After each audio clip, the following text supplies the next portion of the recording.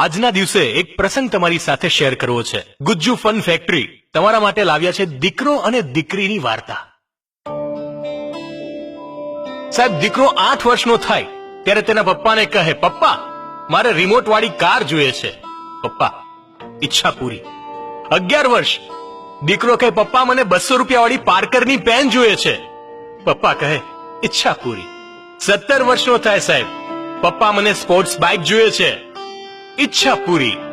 21 વર્ષનો થાય, પપ્પા મને તમારી પ્રોપર્ટીમાં મારો ભાગ જોઈએ છે। ઈચ્છા પૂરી।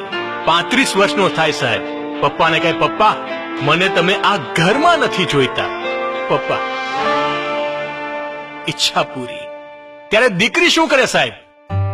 8 વર્ષની દીકરી, પપ્પા તમે મારી સાથે થોડો સમય વિતાવો ને। પપ્પા, બેટા સમય નથી। 11 વર્ષ, પપ્પા મને તમારી સાથે રમવું છે। પપ્પા, બેટા સમય નથી। 17 વર્ષની થાય ત્યારે કહે, પપ્પા મને તમારી સાથે ફરવું છે। પપ્પા, ધ્યાન નથી દેતા।